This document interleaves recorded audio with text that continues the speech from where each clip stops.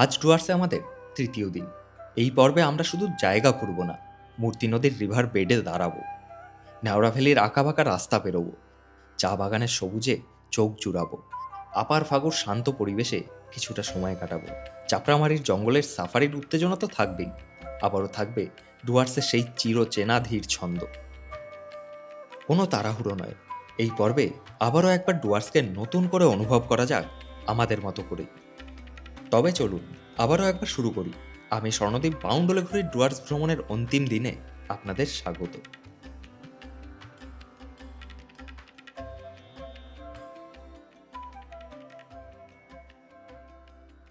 সকাল সকাল ঘুম থেকে উঠে প্রত্যেক দিনের মতো আজও আমরা পৌঁছে গেলাম ডাইনিংয়ে ব্রেকফাস্ট করতে।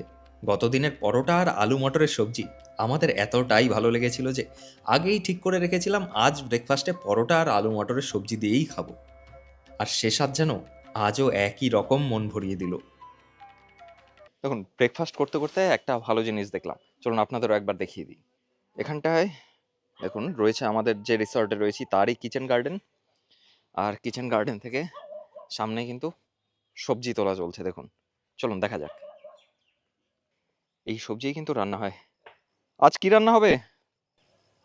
আজকে লাল শাক ভাজা, ডাল, তারপর আলু আর ফুলকপি সবজি। আচ্ছা, সেই কারণে লাল শাক এখান থেকেই নিচ্ছ। আর এই যে গাড়ি আমাদের চলে এসেছে, চলুন ধীরে ধীরে গাড়িতে ওঠা যাক। আমাদের সোমনাথ বাবু আজ লেট। সরি। এত লেট কেন? আসলে একটু বেশি ঘুমিয়ে পড়ি।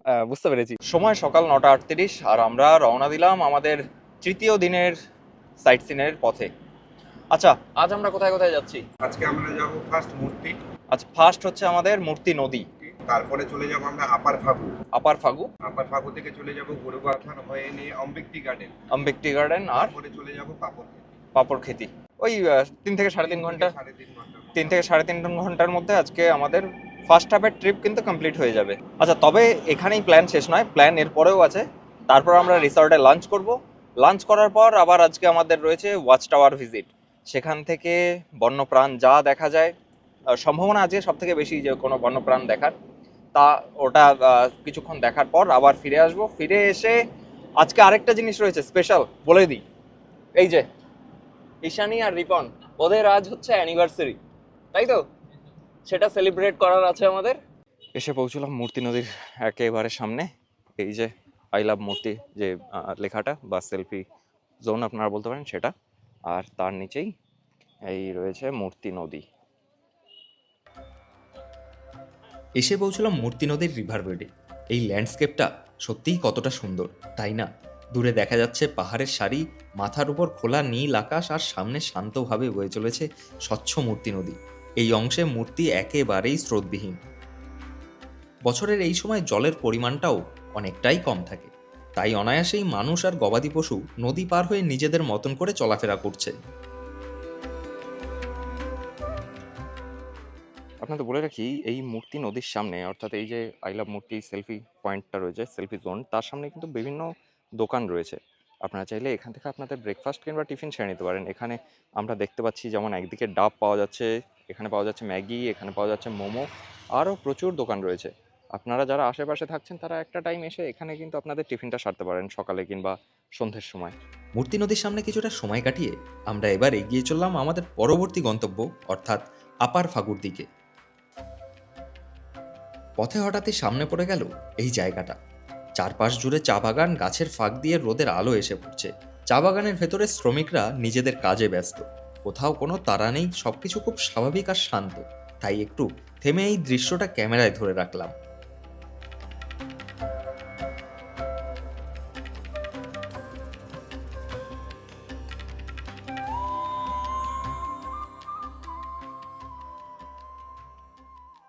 চায়ের যে কচি পাতাটা হয় না, সেই পাতাটাই তোলার কাজ চলছে। আর এখানে দেখুন বস্তা ভর্তি করে সব চায়ের পাতা রাখা রয়েছে। এই যে এগুলো সব চায়ের পাতা, একদম কচি পাতাগুলো তুলে এরকম বস্তায় রাখা হয়েছে, বস্তায় বা ব্যাগে। আর বাদ বাকি যে কচি পাতাগুলো রয়েছে সেগুলোকেও তোলার কাজ চলছে। বেশ ভালো লাগলো জায়গাটা, ওই জন্যই আপনাদের সাথে শেয়ার করলাম। চা বাগানে কিছুটা সময় কাটিয়ে আবারও রওনা দিলাম আপার ফাগুর উদ্দেশ্যে। এখন আমরা পার করছি ন্যাওড়া ভ্যালি ফরেস্ট। এটা আবার আমার খুব পছন্দের একটা রাস্তা। এই সুযোগে খরচের কথাটাও এবার বলে রাখি। গাড়ি যেহেতু আমরা ইনোভা প্রতিদিনের জন্য বুক করে রেখেছি, তাই আমাদের খরচ পড়েছে দিনে 4,000 টাকা। এছাড়া ছোট গাড়িতে খরচ পড়ে প্রায় 3,000 থেকে 3200 টাকা, আর সুমো বা বোলেরো নিলে খরচ হয় 3500 থেকে 3700 টাকা প্রতিদিন।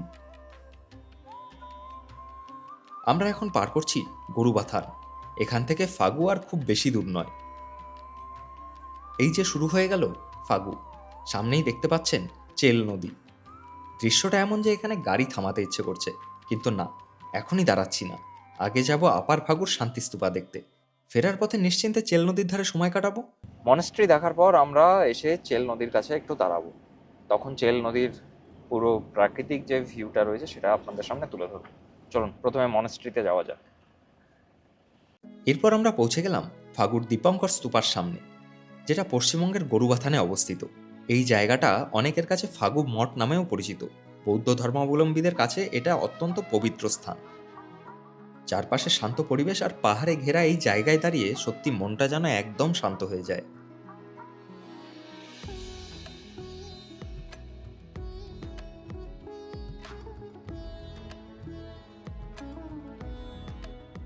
শান্তিস্তূপায় কিছুটা সময় কাটিয়ে এবার আমরা এগিয়ে চললাম চেল নদীর দিকে। ফাগু মনেস্ট্রি দেখে আমরা এসে পৌঁছেছি চেল নদীর ধারে, যেটা আপনাদের বলেছিলাম যেমনটা। ওই দূরে রয়েছে ব্রিজটা, যে ব্রিজের উপর দিয়ে আমরা ফাগু মনেস্ট্রিতে গেছিলাম, আর আপনাদের যাওয়ার সময় বলেছিলাম যে আমরা অবশ্যই চেল নদীর তীরে আসব। এই দেখুন, এই হচ্ছে চেল নদী। হ্যাঁ, এটাই চেল নদী। চারপাশ জুড়ে ছড়িয়ে থাকা পাথরের রিভার বেড, আর তার মাঝখান দিয়ে ধীরে ধীরে বয়ে চলেছে স্বচ্ছ জল। নদীর অপর প্রান্তে ঘন সবুজ জঙ্গল, আর দূরে পাহাড়ের রেখা। এখানে চেল নদীতে স্রোত খুব একটা নেই বললেই চলে, তাই পাথরের উপর দিয়ে হেঁটে সহজেই নদীতে নামা যায়। তবে নদীর এই প্রান্তে গাছপালা খুব একটা নেই, তাই এখানে সময় কাটাতে ছাতা বা টুপি ভারী দরকারি। আর বলে দিই, এই চেল নদীর পাশেই এখানে কিন্তু কিছু বসার জায়গা রয়েছে, মানে একটা স্পট রয়েছে, আপনারা কিছুক্ষণ সময় এখানে বসতে পারবেন।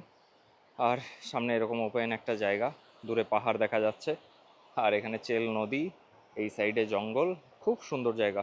এরপর আবারও রওনা দিলাম অম্বেক ভিউ পয়েন্টের উদ্দেশ্যে।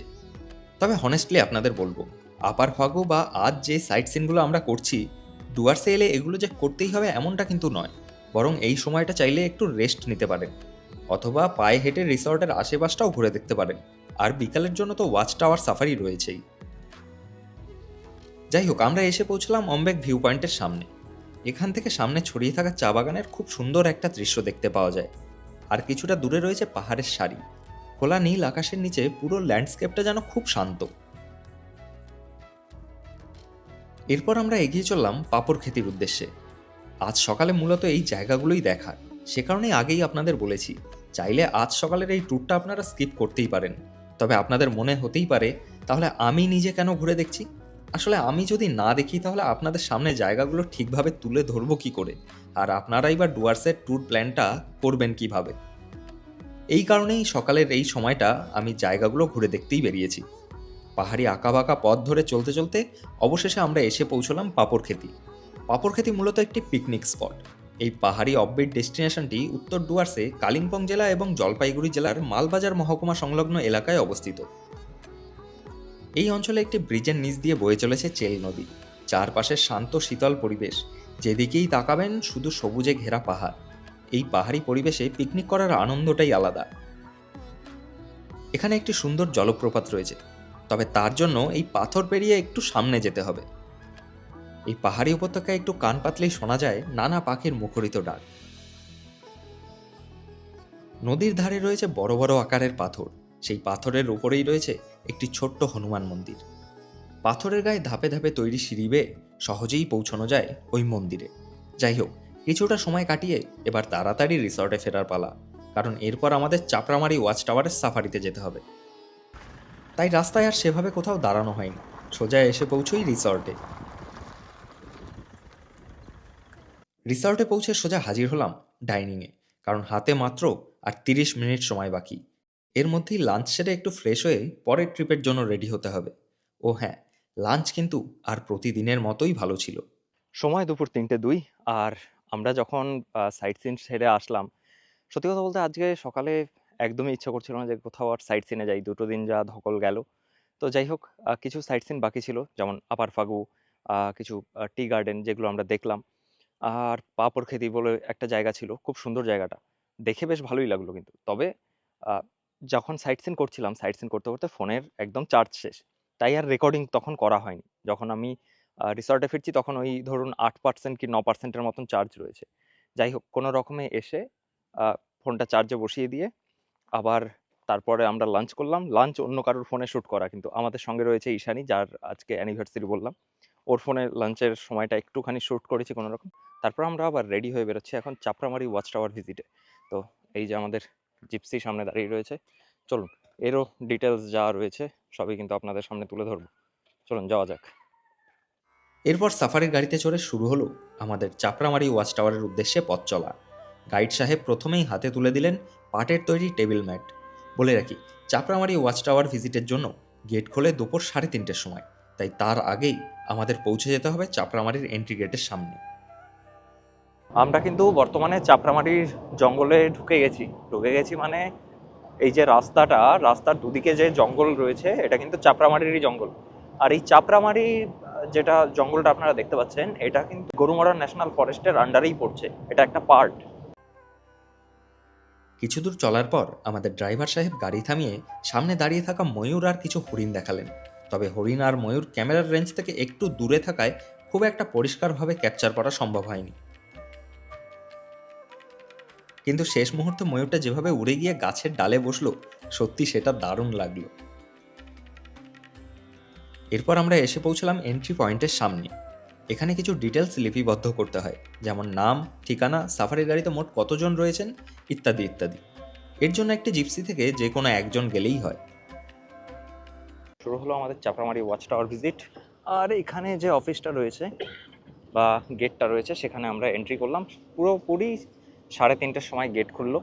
আর আমাদের সামনে একটা মাত্র জিপসি রয়েছে, ওই যে যাচ্ছে। তারপরেই আমরা, আর আমাদের পর আরও একটা জিপসি রয়েছে। তো চলুন, এখানে ওয়াচ টাওয়ারটা কাছেই, আমরা ওয়াচ টাওয়ারে উঠবো আর ওয়াচ টাওয়ারে বেশ খানিকটা সময় কিন্তু কাটাবো। সেখান থেকে কি কি দেখতে পাওয়া যাচ্ছে, কি ওয়াইল্ড অ্যাক্টিভিটি আমরা দেখতে পাচ্ছি, সেটা ক্যাপচার করাই কিন্তু আমাদের আজকের মূল উদ্দেশ্য। আর এই যে 2 দিন আমরা ডুয়ার্সে ঘুরে বেড়ালাম বা প্রথম দিন এসে লাটাগুড়িতে জঙ্গল সাফারি করলাম, সেরকম তো কিছু আমরা দেখতে পাইনি। হ্যাঁ, যেটা দেখতে পেয়েছি সেটা হচ্ছে ওই একটা ছোট্ট হরিণ, কয়েকটা ময়ূর আর গৌড় গৌড় বা যেটা ইন্ডিয়ান বাইসন আর কি। এই কটাই আমরা দেখতে পেয়েছি। তো চলুন, আজকে এখান থেকে কিন্তু হাতি দেখার সম্ভাবনা খুবই বেশি। যেটা আমরা শুনতে পেলাম যে এখান থেকে হাতিটা সব থেকে বেশি দেখা যায়।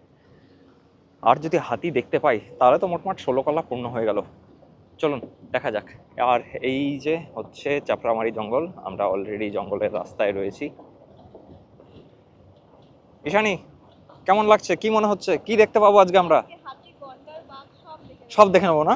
আর যদি দেখতে না পাই তাহলে টাকা ফেরত। এই সামনেই রয়েছে ওয়াচ টাওয়ার। আমরা চলে এসেছি। ওই যে দূরে গৌড় দাঁড়িয়ে রয়েছে, গৌড় কিন্তু আমরা এখান থেকেই দেখতে পাচ্ছি। গৌড় বা বাইসন। চলুন আরো কাছ থেকে দেখবো। ওই যে দেখুন কতগুলো গৌড় ওখানটায় চড়ে বেড়াচ্ছে। এখানে আসলে সল্ট পিট রয়েছে, মানে এখানে ওই নুন দেওয়া হয়, সেই নুন খেতেই কিন্তু এসেছে। আরো কিছু দেখতে পাচ্ছি আমরা, ময়ূর রয়েছে। চলুন ক্যামেরা স্ট্যান্ড করব, আর স্ট্যান্ড করে কি কি আছে না আছে সব কিছু কিন্তু আপনাদের সামনে তুলে ধরবো। সব থেকে বড় কথা, এখানে কথা কিন্তু খুব আস্তে বলতে হয়। জোরে বললে এই প্রাণীদের একটু অসুবিধা হতে পারে, সে কারণে আমরা কথা আস্তে বলবো। এখানেও সবাই দাঁড়িয়ে ছবি তুলছে বা ভিডিও নিচ্ছে। তবে আমরা যাব ওয়াচ টাওয়ারের ওপরে। ওয়াচ টাওয়ারের ওপরে গিয়ে স্ট্যান্ড নিয়ে এসছি, স্ট্যান্ড করব ক্যামেরা। চলুন, ওখান থেকে ভালো দেখা যাবে। এই যে এই হচ্ছে ওয়াচ টাওয়ার। এই একটা ফ্লোর রয়েছে আর এর ওপরেও রয়েছে একটা। আমরা আরো উপরে যাব। এই যে এই দেখুন, এখানটায় চেয়ার দেওয়া রয়েছে, বাস এখানে স্ট্যান্ড করব। আর কি আছে না আছে চলুন আমরা দেখবো সব আজকে। ওই দূরে একটা ময়ূর দেখুন পেখম মেলেছে। এই যে দেখা যাচ্ছে ময়ূরটা, দেখুন কত সুন্দর লাগছে পেখম মেলে। উল্টো দিকে ঘুরে রয়েছে, দেখি যদি এদিকে ঘুরে দেখতে ভালো লাগবে। আরো অনেকটা দূরে যেহেতু, তাই খুব একটা ভালো বোঝা যাচ্ছে না। উফ, দারুণ লাগছে। আর এখানে অনেকগুলো ময়ূর বা ময়ূরীও রয়েছে, আমরা দেখতে পাচ্ছি। এই যে ময়ূরটা পেখম মেলে কত সুন্দর রয়েছে। আচ্ছা, আমরা এই ফ্রেমে কি কি দেখতে পাচ্ছি? কিছু ময়ূরই দেখতে পাচ্ছি। আমরা দেখতে পাচ্ছি ময়ূর, আর সে সাথে একটা বাইসন রয়েছে দূরে। বাইসন মানে যেটা ইন্ডিয়ান বাইসন বা গৌড়। আর আরেকটা জিনিস দেখাই, এখানে দেখুন, এখানে ফোকাস করি আমরা। এই দেখুন, এই রয়েছে বুনো শুয়োর। এখানে একটা বুনো শুয়োর রয়েছে। আমরা একটু জুম আউট করি, ক্লিয়ার ছবি আসবে। তবে এই একটা বুনো শুয়োর রয়েছে, এখানেও কয়েকটা বুনো শুয়োর রয়েছে। আর কি দেখা যাচ্ছে, এখানে দেখুন, এখানেও কয়েকটা বাইসন রয়েছে, আর বেশ কিছু ময়ূর রয়েছে।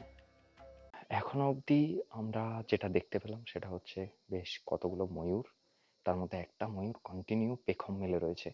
যাই হোক, কথা আসতে বলতে হয় এখানে, যেহেতু ওয়াচ টাওয়ারে রয়েছি আমরা।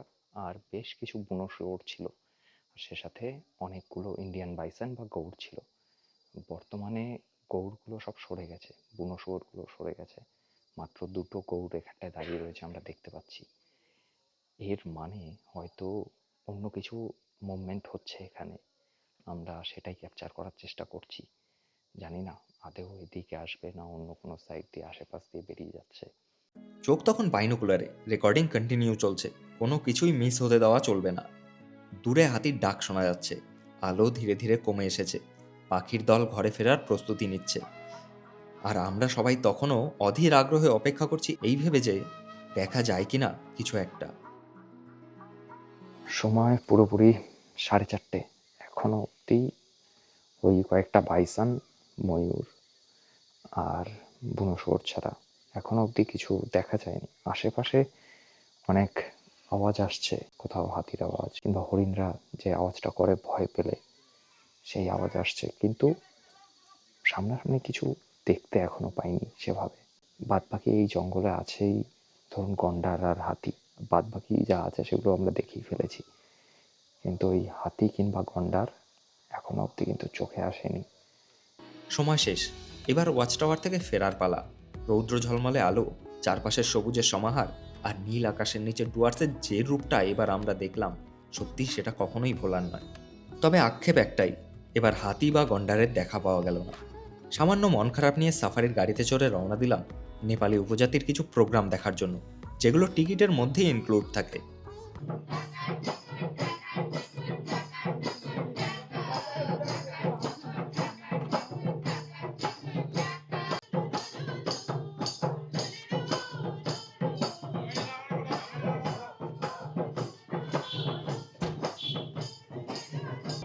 ছোট ছোট ছেলেমেয়েরা বেশ ভালো পারফর্ম করলো, যদিও তাদের গানের ভাষা আমি কিছুই বুঝতে পারিনি, তবে এই ছোট্ট চেষ্টা আর পারফরমেন্সটা বেশ উপভোগ করেছি। এবার রিসর্টে ফেরার পালা। বলে রাখি, আজ এই ওয়াচ টাওয়ার সাফারির জন্য আমাদের মোট খরচ হয়েছে 2660 টাকা। এই সাফারি রাজাদা আমাদের রিসর্ট থেকেই বুক করে দিয়েছিল। ওয়াচ টাওয়ার ভিজিট আজকের মতন শেষ হলো। ওয়াচ টাওয়ার ভিজিট করে আমরা ফিরে আসলাম আমাদের কুইন অফ ডুয়ার্স যে রিসর্ট রয়েছে সেখানে। আচ্ছা, এখান থেকে সকালে যে মূর্তি নদীর কাছে গিয়েছিলাম, মূর্তি নদী কিন্তু এখান থেকে খুব বেশি দূরে নয়। আর প্রত্যেক দিনের মতনই রাতের সেই ভিউ দেখুন, কত সুন্দর লাগছে রিসর্টটা। এটা মেন বিল্ডিং, আর এদিকে আমাদের কটেজগুলো রয়েছে। এইখানটায় বনফায়ার হয় কিংবা বারবিকিউ হয়। চলুন যাওয়া যাক। আচ্ছা চলুন দেখা যাক ওদের রুমটা কি করা হয়েছে, একবার দেখে নিই। এই যে হ্যাপি অ্যানিভার্সারি। যাই হোক, তবুও ভালো লাগছে, তাই না? তবুও ভালো লাগছে। এরপর রিসর্টের রিপন আর ঈশানীর ম্যারেজ অ্যানিভার্সারি সেলিব্রেশন করে সন্ধ্যার সময়টা কাটিয়ে আমরা পৌঁছলাম ডিনারে। ডিনার নিয়ে নতুন করে কিছু বলার নেই, প্রতিবারের মতোই সব কিছুই বেশ ভালো। আর এভাবেই শেষ হলো আমাদের ডুয়ার্স ভ্রমণ। মূর্তি নদীর শান্ত জল, নেওড়া ভ্যালির আঁকাবাঁকা পথ, চা বাগানের সবুজ, চাপড়ামারির জঙ্গল আর সন্ধ্যার নরম আলো, সব মিলিয়ে এই কয়েকটা দিন ধীরে ধীরে মনের ভেতর আলাদা একটা জায়গা করে নিয়েছে। কোথাও খুব বড় অ্যাডভেঞ্চার না হলেও ডুয়ার্স বরাবরের মতোই তার নিজের শান্ত ছন্দে আমাদের আপন করে নিয়েছে। হয়তো হাতি বা গন্ডারের দেখা মেলেনি, কিন্তু এই সময়টা, এই প্রকৃতি আর এই অনুভূতিগুলোই ডুয়ার্সের আসল পাওয়া। এখানেই ট্রিপের ইতি টানছি। ট্যুরের সম্পূর্ণ ডিটেলস আমি ডেসক্রিপশনে দিয়ে রেখেছি।